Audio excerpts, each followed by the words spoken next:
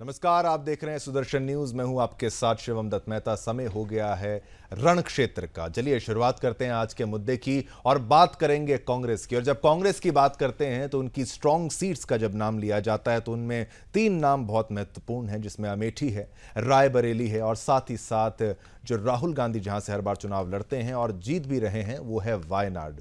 अब बात करेंगे आज राहुल गांधी की नहीं लेकिन प्रियंका गांधी की। प्रियंका गांधी चुनावी रण क्षेत्र में कब रखेंगी कदम, इसका इंतजार कांग्रेस समर्थकों को दशकों से था, यानी काफी लंबे समय से था। सोमवार को कांग्रेस पार्टी ने घोषणा कर दी कि प्रियंका गांधी केरल के वायनाड लोकसभा क्षेत्र से चुनाव लड़ेंगी। इस घोषणा के साथ ही दशकों के इंतजार पर विराम लग गया। 4 जून को कांग्रेस के पूर्व अध्यक्ष राहुल गांधी जब यूपी की रायबरेली और केरल की वायनाड सीट से विजेता घोषित किए गए, तभी तय हो गया था कि उन्हें एक सीट छोड़नी पड़ेगी, क्योंकि जीत दोनों में हुई और कानून के हिसाब से आपको एक पर ही बने रहना होता है। सोमवार की शाम कांग्रेस अध्यक्ष मल्लिकार्जुन खड़गे ने कहा कि राहुल रायबरेली सीट से सांसद रहेंगे और वायनाड को छोड़ेंगे।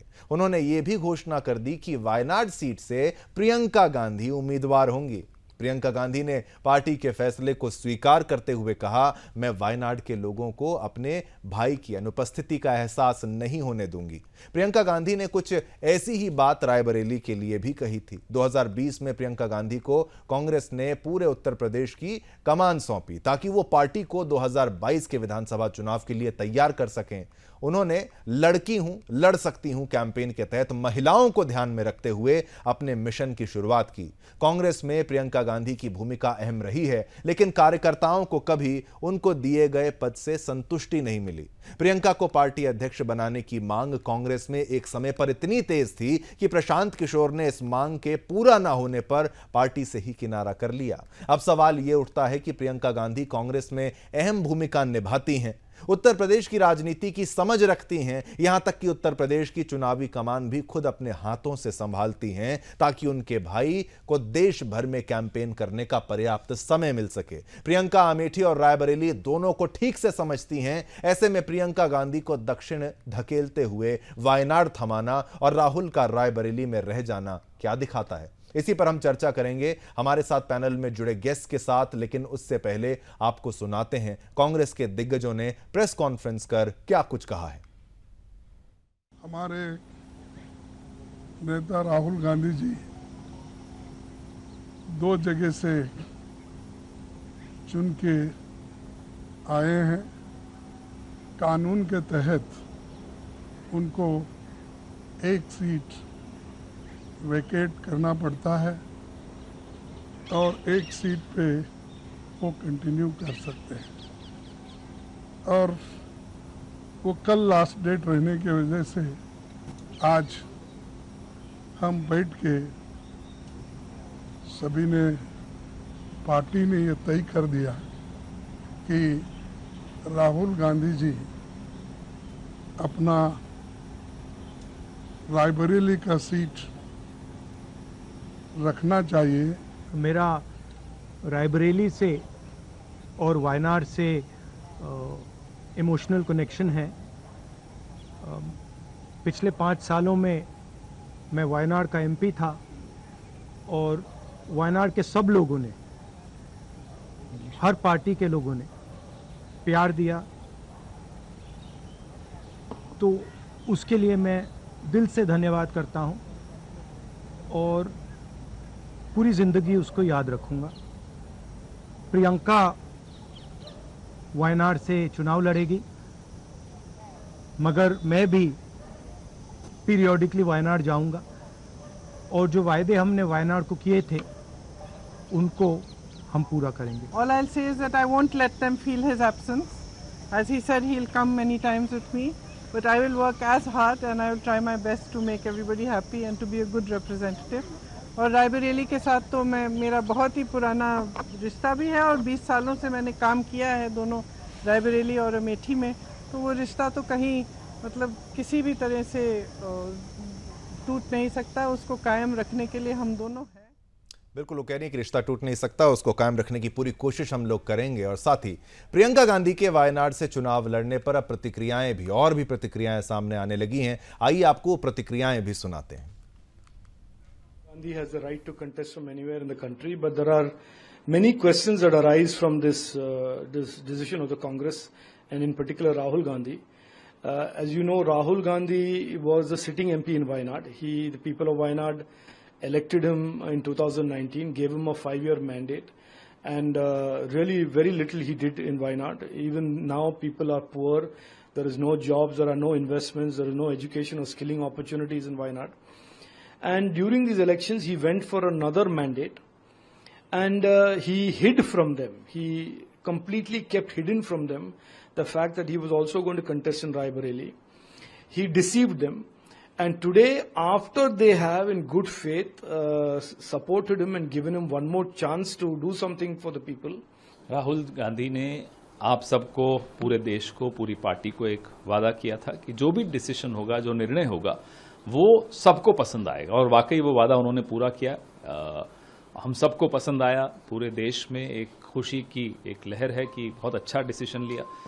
रायबरेली को भी 2 सांसदों का लाभ मिलेगा और वायनाड को भी 2 सांसदों का लाभ मिलेगा। मुझे लगता है इससे अच्छा कोई सॉल्यूशन नहीं हो सकता था। बहुत अच्छा।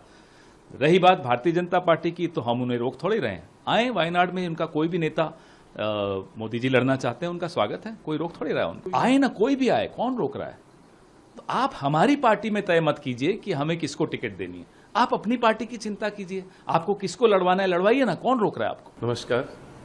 पहले तो मैं देश की जनता को धन्यवाद देता हूं कि उन्होंने इंडिया गठबंधन को अच्छे नंबर से जिताया और कांग्रेस को अच्छे नंबर पे लाए, और बीजेपी का जो 400 पार का जुमला था उनको हकीकत याद दिला दी कि जनता कितनी उनसे नाराज़ थी। और मैं ये कहूँगा कि जो धर्म की राजनीति है वो सबने देखा था कि अयोध्या में उनकी हार से उनको समझ आया है कि धर्म की राजनीति देश नहीं चाहती है। चलिए, ये तो देखिए, आपने रॉबर्ट वाड्रा को सुना। वो कह रहे थे कि भाई उनको, बहुत से उनके बयान है उसमें ये है कि उनको काफ़ी समय से इंतज़ार था कि उनको ऐसे खाली प्रचार में उनका जो सहयोग है वो काफ़ी नहीं है, उनको आगे भी बढ़ना है, उनको संसद में भी बैठना चाहिए। जिस तरीके से राहुल गांधी को आप देखते हैं वो हैं, सोनिया गांधी को आप देखें वो हैं, और साथ ही साथ अब अगर जीत जाती हैं प्रियंका गांधी वाड्रा तो वो भी क्या आ जाएंगी, लोकसभा के लिहाज से उनकी भी एंट्री हो जाएगी।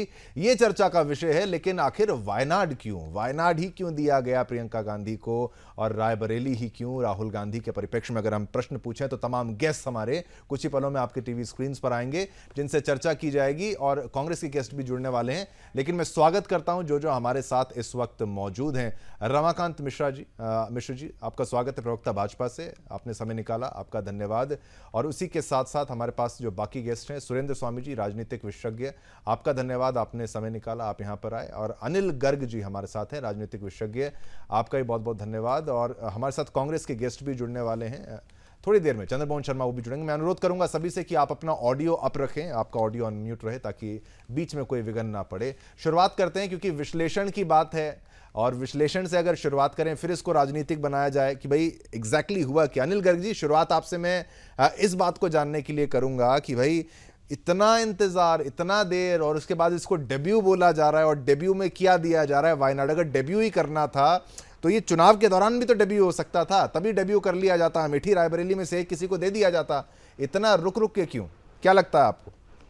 शिवम जी, पहली बात तो राजनीतिक क्षेत्र में प्रियंका जी का ये डेब्यू नहीं है। राजनीतिक क्षेत्र में वो पहले ही पार्टी की महासचिव रही हैं। उत्तर प्रदेश में पहले ज्योतिरादित्य सिंधिया का साथ मिलकर आता उत्तर प्रदेश, और फिर पिछली बार पूरा उत्तर प्रदेश की कमान अपने हाथ में रखी है। हाँ, चुनाव राजनीति में उनका डेब्यू जरूर है, लेकिन ये आप मुझको, मैं ये बात बोलना चाहता हूँ, मुझे बार बार सोचने में मजबूर होना पड़ता है। आपसे अमेठी और रायबरेली का इतना इमोशनल कनेक्शन था, एक बार अमेठी हारने के बाद आपने पलट के अमेठी नहीं देखा, और आपको अमेठी और रायबरेली की जनता पे इतना ही भरोसा था। आप वायनाड वहां पे लड़के आए थे, तो इनमें से एक लड़ा देते, आप अमेठी से लड़ लेते, रायबरेली से प्रियंका जी को लड़ा देते। लेकिन आपको खुद पे ही भरोसा नहीं था, अमेठी की जनता पे, रायबरेली की जनता पे भी भरोसा नहीं था, आपको वायनाड की जनता पे भरोसा था, क्योंकि आपको लगता था कि वहां का समीकरण आपके मुकाबले आपको फिट बैठता, आपको माफिक आता है। इसलिए इन्होंने प्रियंका को अमेठी या रायबरेली से लड़ाने की हिम्मत नहीं की। अब चूंकि दोनों जगह से जीत गए हैं, अभी तो मैंने सुना रॉबर्ट वाड्रा जी बड़े अच्छे ढंग से बोल रहे थे, आपको याद होगा रॉबर्ट वाड्रा जी टिकट मांग रहे थे, रायबरेली से दे दो जी मुझे, आप अमेठी से लड़ा दो। आपको भी वो बयान याद होगा कि मैं अमेठी से चुनाव लड़ना चाहता हूँ।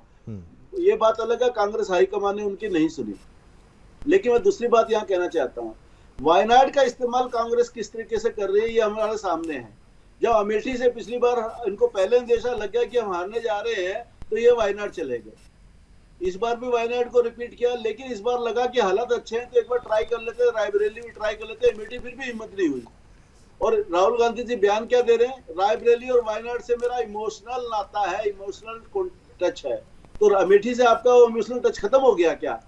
इतना लंबा सांसद रहे आप अमेठी से, उसका आपका इमोशनल टच खत्म हो गया। रायबरेली से तो अभी सांसद बने हैं और वायनाड से दूसरी बारी बने, अमेठी से तो आप इससे ज्यादा बार सांसद रह चुके हैं, तो आपका इमोशनल टच तो बार बार बदलता रहेगा। रही बात रायबरेली से वायनाड से प्रियंका जी को लड़ाने की, देखो ये तो एक अच्छा कदम है। इनको लगता है प्रियंका जी से अच्छा कौन उम्मीदवार हो सकता है कांग्रेस के लिए, तो कांग्रेस प्रियंका को लड़ा तो सकती है, लेकिन जीतने की गारंटी तो वायनाड की जनता ही देगी। वायनाड की जनता क्या रिएक्शन देगी ये वक्त बताएगा। क्या उनको लगेगा कि राहुल गांधी ने उनको ठग लिया है? पिछली बार जब अमेठी हार गए थे तो हमने उनकी इज्जत बचाए रखी, संसद में भेजा। अब चूंकि उनको दूसरी जगह मौका लिया तो सबसे पहला काम उन्होंने हमें छोड़ने का किया। अब वो प्रियंका जी को राहुल की जगह एक्सेप्ट करती है या दोबारा से एनी राजा अगर वहां चुनाव लड़ती है उसको चुनती है, कुछ भरोसा नहीं है भाई। हाँ बिल्कुल, और इस बात की कोई गारंटी बिल्कुल नहीं गर्जी है। और एनी राजा ने भी ये प्रश्न उठाया कि भाई छोड़ा क्यों, और अगर दो जगह से चुनाव लड़ना था तो ये पहले से सब कुछ डिसाइड होना चाहिए।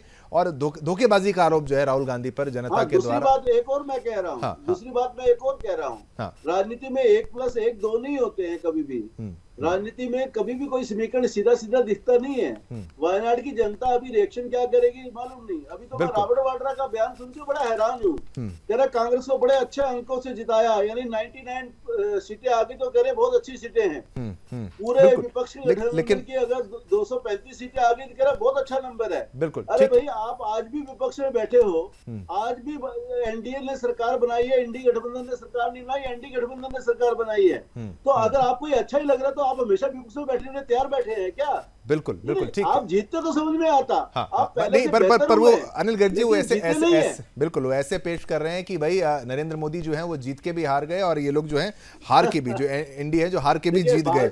लेकिन भाजपा अपने लक्ष्य से जरूर हारी है, अपने लक्ष्य से पीछे जरूर रही है, लेकिन इन सबसे तो आगे ही रही है, इनसे तो जीती है। हाँ, टोटल मेजोरिटी के हिसाब से वो बेटर है, ज्यादा है, ये बात आपकी सच है। लेकिन जिस तरीके से केरल की बात की गई वहां पर जो राजीव चंद्रशेखर जी का बयान जो आया उसमें कह रहे हैं कि भाई जिसको भी आईयूएमएल का सपोर्ट होगा, एज लॉन्ग एज आईयूएमएल का सपोर्ट रहेगा तब तक वो जीत सकती है। तो ये उन्होंने बात की है। और आचार्य प्रमोद कृष्णन ने क्या कहा वो तो मैं आपको कहूं, वो बाद में बताऊंगा। लेकिन रमाकांत मिश्रा जी, आपसे मैं अगर ये सवाल लूं कि भाई आप इसको कैसे देखते हैं, कांग्रेस का इस डिसीजन को कि भाई आज़ाद पूनावाला वो अगर कहते हैं कि भाई इस तरीके से इसको देखा, शहजाद पूनावाला अगर कहते हैं कि भाई उनकी जो स्ट्रैटेजी है उसको ये समझें, तो ये बिल्कुल फिर से वो आरोप वहां पर लगा रहे हैं कि भाई धोखा आपने भी दिया है, बार बार ऐसा अगर किया जा रहा है।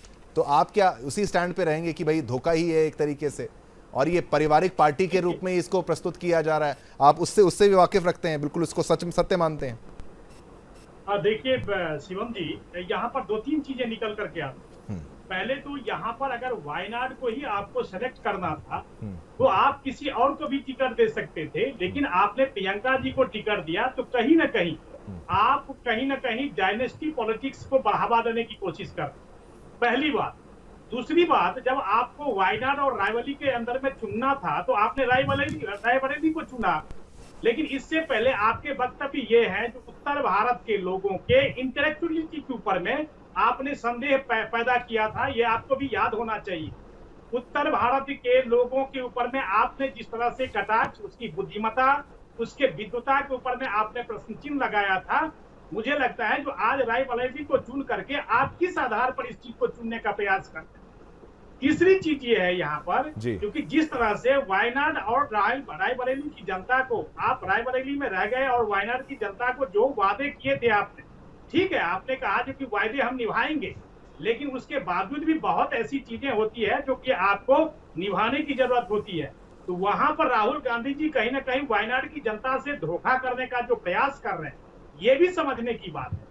मैं मात्र आंकड़ा इतना ही करना चाहूंगा, एक तो डायनेस्टी पॉलिटिक्स, दूसरी बात आप उत्तर भारत के लोगों के बुद्धिमत्ता के ऊपर में आपने प्रश्न चिन्ह लगाया था जब आपने कंपैरिजन किया था साउथ और नॉर्थ के ऊपर में। तो ये सारी चीजें देखनी पड़ेगी और मुझे लगता है वायनाड के अंदर में ये जो जनता है निश्चित तौर पर कहीं ना देखेंगे कि उसका जो रिजल्ट है, उसका जो जब मतदान करेगी तो निश्चित तौर पर कहीं ना कहीं आप देखेंगे इसका प्रतिफल उनको जरूर मिलेगा, इसमें कहीं कोई दो मत नहीं। ठीक है, बिल्कुल। और ये शहजाद पूनावाला ने कहा था कि कांग्रेस को जिस तरीके का आरोप उनके द्वारा लगाया गया, उन्होंने तो कह दिया कि Congress is a family business, एक फैमिली बिजनेस के रूप में इसको प्रस्तुत करने। और वायनाड जा रही है प्रियंका, यूपी में सपा, इस तमाम ग्राफिक्स हमारे देखिए, राहुल अखिलेश का समीकरण कांग्रेस के लिए अहम, और वायनाड जा रही हैं प्रियंका, और प्रियंका में इंदिरा की झलक, ये महत्वपूर्ण है। जो ग्राफिक्स कांग्रेसियों की पहली पसंद है प्रियंका गांधी, प्रियंका में इंदिरा की झलक है। लंबे समय तक यूपी में देखा पार्टी का कामकाज, ये उनकी योग्यता के ऊपर बता रहे हैं हम। 2024 में लोकसभा चुनाव में प्रियंका की मेहनत रंग लाई है, ये सब जानते हैं। बोलचाल से लेकर पहनावे तक सब कुछ मैच होता है इनका इंदिरा गांधी से, और लोग इनको एक तरीके से इंदिरा गांधी की तरह समझने का ये बिल्कुल इनको ये लाभ भी कह सकते हैं कांग्रेस पार्टी की तरफ से प्रियंका गांधी के लिए। मैं ये बात कहूं, चंद्रमोहन जी स्वागत है आपका, आप भी हमारे साथ इस चर्चा में आए। और चर्चा की बस जस्ट शुरुआत ही हमने की थी, खाली अनिल गर्ग जी ने और रमाकांत मिश्रा जी ने उन्होंने अपनी अपनी बात रखी, लेकिन मुख्य तौर पर जो सवाल किया जा रहा है कि वायनाड को छोड़कर उसको प्रियंका गांधी जी को देना, आखिर ये फैसला क्यों लिया गया? और डेब्यू करना था तो इतना समय था, 2024 का जो चुनाव था उसके दौरान डेब्यू क्यों नहीं करा दिया गया प्रियंका गांधी जी का, और अब कराया गया तो दिया भी वायनाड। उत्तर प्रदेश से क्यों प्रियंका जी को दूर क्यों कर दिया गया? इसमें कोई पॉलिटिक्स तो, इंटरनल पॉलिटिक्स तो नहीं है बस जी। शुभम जी, मजा तब आता है जब कोई काम कोई करे और उसके ऊपर कटाक्ष हो और उनके पास जवाब हो, और जवाब भी ऐसे हो जो हाथ से प्रस्तुत। अभी मैंने आपकी डिबेट के अंदर सबके जवाब सुने, लेकिन कोई भी जवाब तर्कफुल नहीं था। किसी भी जवाब के अंदर वो जवाब नहीं था जिस जवाब को शायद मैं मान सकता था कि ये जवाब है। सबका वही घिसा पिटा 2014 2019 का जवाब, वो 24 में आके खड़े हो जाना, वो परिवारवाद, वो ये कर देना, वायनाड क्यों छोड़ देना। अरे बेसिक बात क्या है कि आज देश के अंदर विपक्ष की आवाज बनने के लिए मुखरता से जिन प्रश्नों को 2014 से 19 और 2024 में जिसमें देश की जनता ने एक चुनी सरकार को अल्पमत में लाके खड़ा कर दिया, उसको विपक्ष में जवाब देना है। वो वायनाड से भी आवाज विपक्ष की होगी, वो रायबरेली से आवाज भी विपक्ष की होगी, वो अमेठी से आवाज भी विपक्ष की होगी। ये मास्टर स्ट्रोक है जिसको ना आप समझ पाए ना बीजेपी समझ पाई, और ये मास्टर स्ट्रोक हम नहीं समझ पाए। के बाद वायनाड से जो गरजेगी आवाज वो सदन में गूंजेगी, वो आवाज देश के युवाओं की होगी, वो नारी की होगी, वो आवाज जो हम उस व्यापारी की होगी। चंद्रमोहन जी, आप कह रहे हैं ना हम समझे ना बीजेपी ने समझा, समझाना तो हमें ये भी तो समझाइए ना कि प्रियंका गांधी जिन्होंने इतनी मेहनत करी उत्तर प्रदेश में, जिनको इंदिरा गांधी के इक्विवेलेंट मानने की बात सामने आती है, राजनीति तो करनी है, सारी पार्टियों को करनी है, तो उनको ज्यादा यहां पर मौका पहले से क्यों नहीं दिया गया? ये कोई व्यक्तिगत तो बात नहीं है। उसके बाद रॉबर्ट वाड्रा भी खुद आके कह रहे हैं कि भाई मेरे से भी जब पूछा गया कि भाई आप चुनाव में कब आएंगे, तो मैं कहता हूं कि पहले प्रियंका गांधी को हमेशा से मैंने आवाज उठाई है, उनको रोल मिलना चाहिए। अरे इतने समय से रॉबर्ट वाड्रा बोल रहे हैं, उनकी बात को पहले क्यों नहीं मान लिया गया? अब मान लिया गया, अब माना है। और अगर देखिए, मैं वही बार बार कह रहा हूं कि अब इसको हम समझ नहीं पाए मास्टर स्ट्रोक। आपके सीटों का आंकड़ा बड़ा है, लेकिन आप ये मत कहिए कि भाई इंडी गठबंधन एक मेजॉरिटी में आई है, काफी बड़ा आंकड़ा है, लेकिन आप ये कैसे कह सकते हैं कि भाई हमने नहीं समझा, किसने? हम ये समझ तो सारे यही रहे हैं कि भाई प्रियंका को उत्तर प्रदेश से आपने दूर कर दिया। इसका उत्तर प्रदेश से क्यों दूर? जो एनडी गठबंधन है, जो निकम्मा दल जिसके मुखिया देश के हमारे चंद्रमोहन जी, आप ऐसी अगर टिप्पणी करेंगे फिर मैं रमाकांत जी को मना नहीं करूंगा। बिल्कुल गलत बात, बिल्कुल। आप अगर इंडी कह सकते हैं और हम एनडी कहें तो नहीं। अच्छा एक बात बताइए ना, नहीं इंडी का क्या मतलब है? इंडी का क्या मतलब है? लास्ट का, अरे आप मुझे रमाकांत जी आप भी हमारी बात सुन रहे हैं। नहीं चंद्रमोहन जी, मैं कहता हूं चलिए INDIA ठीक है, तो आपको दर्द होता है। नहीं, मुझे क्यों दर्द होगा? मैं कह रहा हूं A स्टैंड्स फॉर अलायंस। क्यों बोले इंडिया अलायंस है क्या? मित्र आप क्यों बोले? अरे मैं बोलूं ना, मैं डिबेट ना कंडक्ट करूं, मैं डिबेट कंडक्ट ना करूं। हम इंडिया को एनडी बोल अरे आप निकम्मा थोड़ी ना बोल देंगे साहब, आप निकम्मा थोड़ी ना बोल देंगे।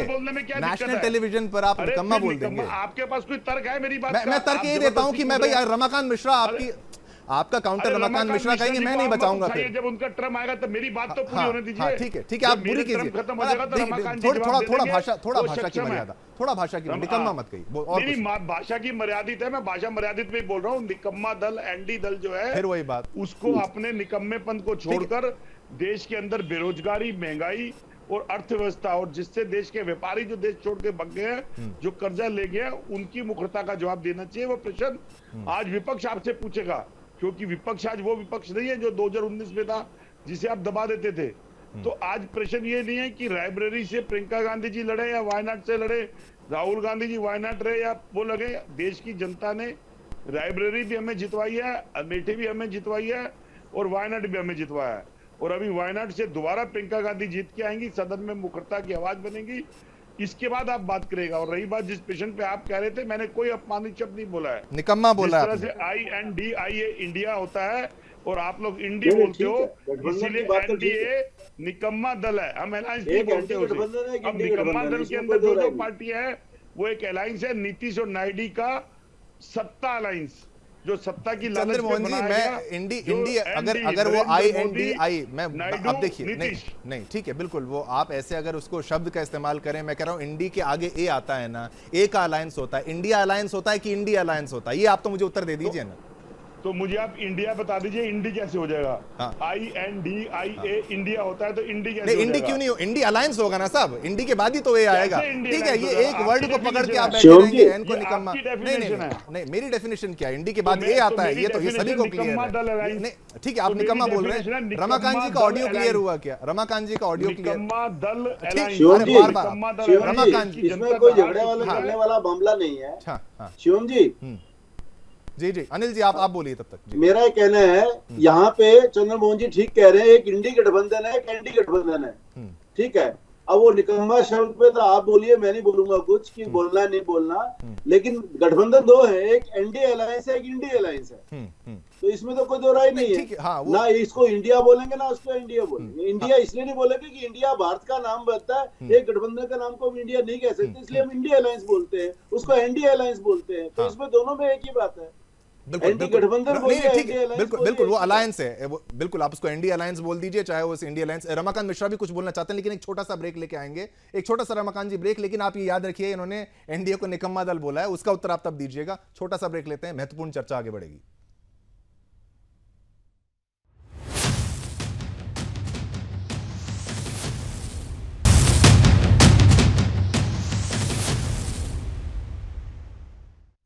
चलिए ब्रेक के बाद आप सभी का स्वागत करते हैं पुनः, क्योंकि बात ऐसी है कि इतना विचित्र डिबेट हो गया था। बात कर रहे थे हम प्रियंका गांधी वाड्रा जी की, राहुल गांधी की, और लेकिन अब बात यहां चली गई, जो कांग्रेस के प्रवक्ता है चंद्रमोहन जी, उन्होंने ये कह दिया कि भाई एनडीए निकम्मा दल है। रमाकांत जी, आपके दल पर एक तो प्रश्न उठाया, वो ठीक है, और उसी के साथ साथ वो कह रहे कि जॉब्स का मुद्दा, ये मुद्दा, वो मुद्दा, सारी बातें। पहले आपका काउंटर आ जाए, उसके बाद हाँ आपका ऑडियो एक बार। हाँ, मैं चंद्रमोहन जी का बहुत ही सम्मान करता हूं, इसमें कहीं कोई दो मत नहीं है। हम लोग बहुत बार डिबेट में बैठते हैं, लेकिन जिस तरह से एनडीए के ऊपर में उन्होंने ऐसी बातें कही है, मैं इतना कहना चाहता हूं, यूपीए के कुकृत्य को छुपाने के लिए ये इंडी अलायंस बना था। ये मैं आपको बता रहा हूं, यूपीए के जितने भी कुकृत्य थे वो सबको छुपाने के लिए इंडी अलायंस बना था। अब यहां पर ये कह रहे हैं एनडीए को निकम्मा कह रहे हैं। अरे भाई, आप कौन से कर्मठ बने भाई? इंडी अलायंस का जो कर्मठता था वो तो हमें सब नजर आ रहा है, जो पूरे दल मिलाकर के भी 234 का आंकड़ा पार नहीं कर पाए। आप देखेंगे देश की जनता ने जिस तरह से आपको नकारने का प्रयास किया, उसमें कहीं ये तो रिजल्ट बता रहा है 2024 का। 2024 से पहले छोड़िए ना, आपने अलायंस बनाया 2024 के अंदर में, और सारी निकम्मी भ्रष्टाचारी पार्टी आज आकर के एक ही प्लेटफॉर्म पर मिली हुई है। आप देखेंगे बहुत सारे ऐसे हैं जो भ्रष्टाचार के लिए जमानत पर बाहर है, भ्रष्टाचार के ऊपर में जमानत पर बाहर है कोर्ट से। लालू प्रसाद को देखिए सजायाफ्ता, अरविंद केजरीवाल आप देखेंगे जो कि अभी 2 जून को उनको फिर सरेंडर करना पड़ा था। राहुल गांधी जी हो चाहे सोनिया गांधी जी हो, वो भी जमानत पर बाहर है। ये सारी चीजें दिखा रही है क्योंकि कहीं ना कहीं भ्रष्टाचारी का जो गठबंधन था, वो अलायंस था, वो कहीं ना कहीं आज इंडी अलायंस के अंदर में आकर के इकट्ठी हो गई है। एनडीए को आप निकम्मा और नकारा कह रहे हैं, जो कुकृत्य आपने यूपीए के समय में किया उसको छुपाने के लिए ये नया अलायंस बनाया आपने। तो आज देश की जनता भी देख रही है, आपने वायनाड को सेलेक्ट करके प्रियंका जी को वहां पर भेजा आपने, तो आपने ही तो कहा था जो कि उत्तर भारत के इंटेलेक्चुअलिटी के ऊपर में, बुद्धिमत्ता के ऊपर में, विद्वता के ऊपर में आपने ही प्रश्न चिन्ह लगाया हुआ था। तो मुझे लगता है कहीं ना कहीं जनता भी इस चीज का इंतजार ही कर रही है, जो कोई ना कोई यहाँ आकर के आए और हम उसको सबक सिखा सकें। रायबरेली में फिर उनको राहुल गांधी जी को चुनने का क्या प्रयास? मैं तो ये कहता हूं जो कि रायबरेली छोड़ करके अच्छा था उनको वायनाड में थे वो, क्योंकि रायबरेली की जनता ने उनको जरूर सर अंकों पर बिठाया, लेकिन रायबरेली की जनता भूल जाती है कभी कभी जो हमारे लिए इनके वचन कैसे थे। तो ये सारी चीजें को समझना पड़ेगा। जी शिवम जी, बिल्कुल ठीक है। और ये महत्वपूर्ण बातें ये भी कि चलिए ये बिल्कुल ये इंडी या फिर एनडीए वाला डिस्कशन नहीं है, वायनाड वाली चर्चा हम करें। चंद्रमोहन जी आप पर आएंगे, लेकिन बिल्कुल आप पे आऊंगा बिल्कुल आऊंगा मैं हमारे साथ। लेकिन सुरेंद्र स्वामी जी भी मौजूद हैं, उनसे भी मैं सवाल पूछूं, क्योंकि एक महत्वपूर्ण जो है, पहले आप ही के साथ थे कांग्रेस के आचार्य प्रमोद कृष्णम, उन्होंने ये तक कह दिया कि भाई कांग्रेस को हिंदुओं पर भरोसा नहीं है, और साथ ही साथ प्रियंका गांधी जी का कद छोटा किया गया है वायनाड से चुनाव लड़ा के कांग्रेस के द्वारा। सुरेंद्र स्वामी जी, आपकी क्या टिप्पणी रहेगी, क्या एनालिसिस रहेगा ये जो हो रहा है राजनीति में? कांग्रेस ये तो कह रही है कि भाई ठीक है, हम एक मजबूत विपक्ष हैं, और एनडीए को कह देते हैं कि आप जीत के भी हार गए और ये लोग हार के भी जीत गए, इस तरीके का पोर्ट्रेयल है। स्वामी जी देखिए शिवम, ऐसा है कि राहुल गांधी परिवार के वारिस हैं। ये बात 2004 में ही तय हो गई थी, इसीलिए प्रियंका गांधी को राजनीति से दूर रखा गया, और जो प्रधानमंत्री का रास्ता है वो यूपी होके जाता है। बिल्कुल। तो जब यूपी होके जाता है तो राहुल गांधी को रायबरेली में ही रहना था, उनको वही सीट रखनी थी और वायनाड छोड़नी थी। और इसीलिए जब सोनिया गांधी ने रायबरेली लड़ने से मना किया तो उस सीट पर कोई फैसला नहीं किया अंत तक, जब तक वायनाड में वोटिंग नहीं हो गई। नहीं तो तभी प्रियंका को यहाँ से लड़ा सकते थे, लेकिन वो इसलिए नहीं लड़ाना था कि जो वारिस हैं वो बड़े भाई राहुल रहेंगे और प्रियंका उनकी मदद में, असिस्टेंट में रहेंगी। वो खुद कह भी रही हैं बड़ी समझदारी से, क्योंकि इंटरनल प्रेशर था कि 20 साल हो गए प्रियंका गांधी को बाहर रहते रहते, तो उन्हें मौका मिलना चाहिए। तो IUML और SDPI से बात करके इन्होंने वायनाड से वो चुनाव लड़ेंगी, और जो एनी है उनका कोई मुझे लगता नहीं कि वो उपचुनाव में हिस्सा लेंगे, उनके बयानों से भी ऐसे आभास मिल रहे हैं जी। तो मैं नहीं समझता कि वहां वायनाड से इनको जीतने में कोई भी परेशानी होगी। अच्छा, बिल्कुल। तो अभी तक जो कांग्रेस बचा रही थी कि भाई राहुल और प्रियंका एक प्लेटफॉर्म पे आकर के नहीं नजर आए लोगों को कि दोनों क्या बोल रहे हैं, तो प्रियंका गांधी अब जब लोकसभा में आ जाएंगी और राहुल गांधी भी लोकसभा में होंगे, तो पहले तो लोकसभा में लीडर ऑफ अपोजिशन कौन होगा? अगर लीडर ऑफ अपोजिशन प्रियंका को बनाते हैं या नहीं बनाते हैं, राहुल बनते हैं या नहीं बनते हैं, लेकिन दोनों जने जब लोकसभा में अपनी डिबेट में हिस्सा लेंगे तो जो प्रियंका का जनरल कनेक्ट है लोगों से जी, और जो कांग्रेस में एक टीम प्रियंका ये मानती है कि वो एक बेहतर लीडर है, तो वो बात धीरे धीरे लोकसभा में आने लगेगी, और वो आगे चल करके उस विरासत को लेकर के एक कारण बन सकती है आगे कि भाई इसमें क्या होगा। पर स्वामी जी आपकी बात का अगर मैं सार निकालूं तो कि भाई ये राहुल गांधी वर्सेस प्रियंका गांधी वाड्रा के तौर पे तो नहीं दिख रहा है, मतलब एक तरीके से कि भाई राहुल गांधी आगे रहें और प्रियंका साथ रहें, लेकिन राहुल गांधी को ओवरशैडो ना कर जाएं। ये बिल्कुल चंद्रमोहन जी एक एनालिसिस है, आप मुस्कुरा रहे हैं, लेकिन ऐसा मत सोचिए कि भाई हम इसमें कुछ भी नेगेटिविटी। जब लोकसभा में होंगे तब तो वो आप उस कंपैरिजन से नहीं बच सकेंगे ना। देखिए लोकसभा में जब दोनों ही होंगे, राहुल भी होंगे प्रियंका भी होगी, तो वहां तो बहस होगी, डिबेट होगी, सब भाषण। तो लोकसभा स्पीकर के रूप में आप पोर्ट्रे करने के एक तरीके से एक बात कह रहे हैं स्वामी जी की लोकसभा स्पीकर, मतलब जो आप कह रहे हैं, और लीडर ऑफ द ऑपोजिशन माफ कीजिएगा, कि वहां पे उसके चेहरे के रूप में ये जरूर हो सकता है। नहीं ना भी बनाए, लेकिन जब दोनों होंगे तो देखिए कंपैरिजन तो होगा ना। कांग्रेसी भी कंपैरिजन करेंगे और जनता भी कंपैरिजन करेगी कि कौन बढ़िया लीडर है लोकसभा में। हाँ, आप अपना कोई कंपैरिजन नहीं दे रहे, आप अपना नहीं दे रहे। नहीं, मैं नहीं दे रहा हूं, मैं तो ये बात कह रहा हूं कि अभी तक दोनों कभी भी एक कंपैरिजन हो वो प्लेटफॉर्म नहीं मिला। क्योंकि प्रियंका अब को मिलेगा कभी क्या चुनाव स्वामी जी? में अब आने मिल नहीं दिया। पाएगा ये वायनाड के बाद उनकी शिवम जी, एंट्री? मैं कुछ बात जब कर दूं? वायनाड चंद्रमोहन जी के आऊंगा लिए ना, आऊंगा ना। बहुत कुछ जीत बातें के आप कह आएंगी रहे और हैं। मुझे नहीं, कोई ठीक शक नहीं है देश कि वो की जीत जनता के ठीक है, आएंगी। बिल्कुल। अब चंद्रमोहन जी आपकी बारी। निश्चित रूप से आएंगी। तब लोकसभा में चलिए एक प्लेटफॉर्म होगा जिस पर दोनों होंगे। चलिए और चंद्रमोहन जी दोनों बिल्कुल ही लोकसभा ठीक, में जब चलिए, सांसद हाँ, बैठेंगे हाँ। तो बात तो आएगी सामने, चलिए नहीं नहीं कंपैरिजन ये होगा। ये स्वामी जी का जो बयान है ये बिल्कुल सही है कि भाई चाहे कितना भी अलग करने का प्रयास किया जाए लेकिन प्रियंका गांधी जी वहां से अगर चमकने का मौका मिलेगा तो वहां से चमक जाएंगी।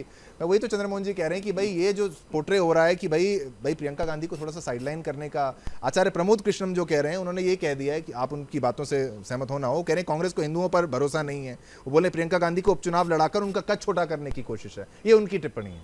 ये सारी बातें चल रही हैं।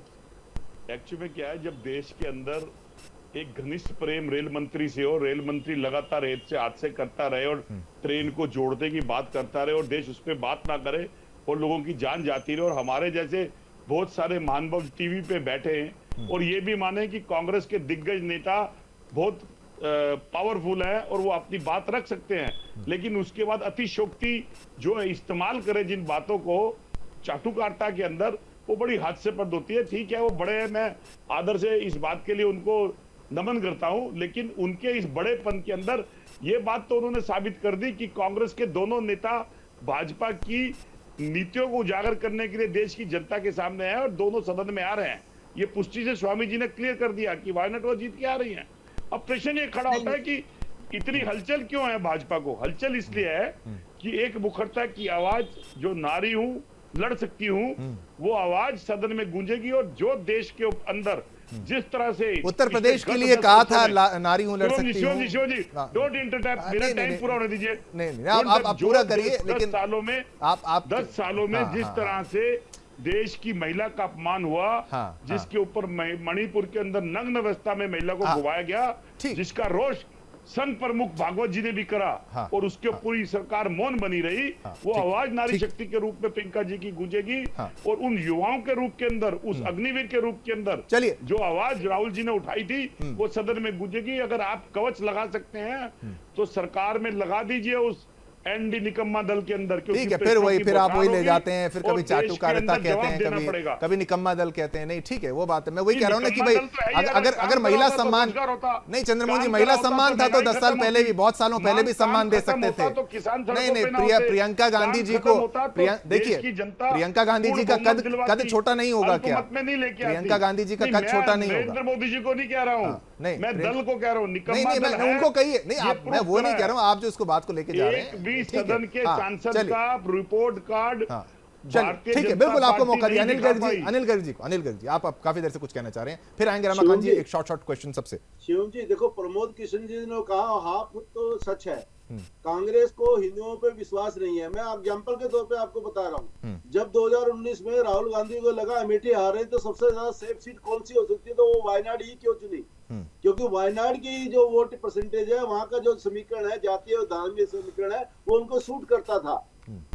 आज तो रायबरेली और अमेठी क्या है? मुसलमानों की सीट है। उत्तर प्रदेश में रायबरेली तो जीत ही गया। रायबरेली और अमेठी क्या हिंदुओं की सीट नहीं है? बात आती है प्रियंका जी 20 साल से रायबरेली काम कर रही है, लेकिन दोबारा रायबरेली छोड़ने की हिम्मत नहीं हो रही, रायबरेली में दोबारा चुनाव कराने की हिम्मत नहीं हो रही, क्योंकि उनको फिर डर है क्योंकि यहाँ का समीकरण कहीं ऐसा ना हो फिर उल्टा पड़ जाए। वायनाड फिर सेफ सीट है, प्रियंका जी के लिए वायनाड ही सेफ सीट है। जैसे अभी मेरे साथी सुरेंद्र जी ने बोला कि वहाँ का समीकरण ऐसा है कि गारंटी अनिल जी, अगर राहुल जी वायनाड से लड़ते और रायबरेली छोड़ देते तो आप ये नहीं कहते कि राहुल गांधी जी इसलिए वहां से नहीं आ रहे क्योंकि रायबरेली से आ जाएंगे, तो आप तब ये वायनाड के समीकरण ऐसे है कि जहाँ से जीत सकते हैं, इसलिए वायनाड की जनता को बार बार स्टेपिंग स्टोन के रूप में इस्तेमाल किया जा रहा है। पहले राहुल गांधी जी ने किया, प्रियंका गांधी जी के लिए किया जा रहा, और हो सकता है अगली बार प्रियंका गांधी जी भी उत्तर प्रदेश से लड़े और वायनाड से फिर दूसरा कोई कार्यकर्ता लड़े। अभी जब तक वो जीतने की गारंटी नहीं मिल जाती, जीतने का मन नहीं, ताकत नहीं मिल जाती कि उत्तर प्रदेश में हम मन बन जाए कि हम जीत ही पाएंगे, तब तक वायनाड नहीं छोड़ेंगे, तब तक वायनाड को स्टेपिंग स्टोन के रूप में इस्तेमाल होता रहेगा। बिल्कुल ठीक है, ये आपकी बात है और ये बिल्कुल ये एक और एंगल कि भाई वायनाड एक सेफ सीट है क्या, अगर प्रियंका गांधी के हित के लिए भी अगर बात मैं इसको कहूं कि भाई उनको एक सेफ सीट से लॉन्च करने की बात है, ठीक है, ये एंगल भी समझ में आता है और सुरेंद्र स्वामी जी का भी एंगल समझ में आता है कि भाई अगर अंततः वो जीत भी गई तो आएंगी लोकसभा में आएंगी तो वो भी अपनी बात रख सकती हैं, एक ऑपोजिशन, एक मतलब एक अच्छे ऑपोजिशन के रूप में रखने की नहीं रखने की बात। लेकिन चंद्रमोहन जी ने जो कुछ कहा, रमाकांत जी आप उस पर एक उत्तर देना चाह रहे थे काफी देर से, आपका एक रिप्लाई उस पर। शिवम जी देखिए, ये वो पार्टी है और इनके वो सांसद हैं जो पैसे लेकर के संसद में प्रश्न पूछते हैं। अब देखिए, हास्यास्पद कहें या दुर्भाग्यपूर्ण बात कहें, आपका तो जो पार्टी अध्यक्ष था वो रिश्वत लेते पकड़ा गया था। ठीक, बिल्कुल, हाँ।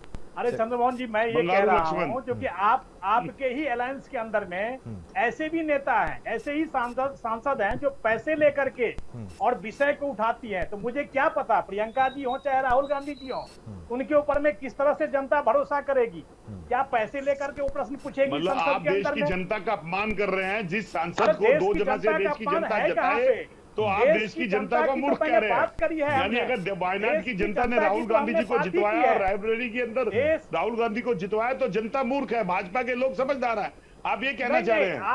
मतलब रायबरेली की जनता ने उनको अपार बहुमत से जिताया तो वो मूर्ख है, उन्हें पता नहीं है। वायनाड से सुन करके रायबरेली की जनता और देश की जनता ये बात समझे, भाजपा के प्रवक्ता पूरी तरह से देश के नागरिक रायबरेली और वायनाड की जनता को मूर्ख करार कर रहे हैं कि उन्होंने राहुल गांधी को जितवाया।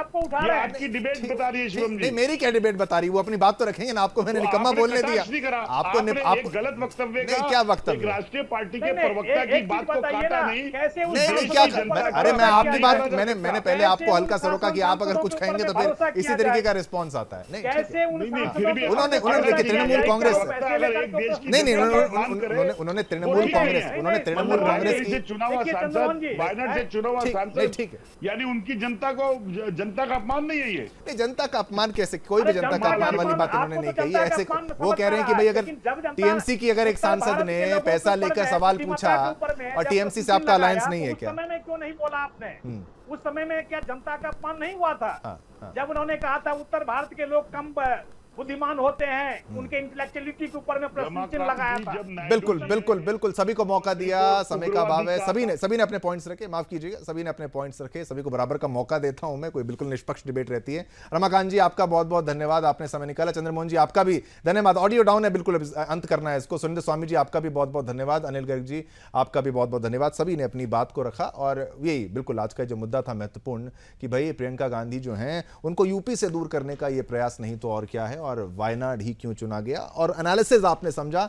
और इस शो को अगर दोबारा भी देखेंगे तो भी आप और बेहतर समझेंगे कि भाई कैसे लाभ अगर प्रियंका गांधी को हो रहा है तो क्या हो रहा है, हानि अगर हो रही है तो क्या हो रहा है, और रिएक्शंस जो हैं वो क्या है। इसी के साथ मुझे यानी शिवम दत्त मेहता और मेरी पूरी टीम को आगे दीजिए हम सभी की तरफ से आप सभी को जय हिंद, जय भारत, जय हिंदुस्तान।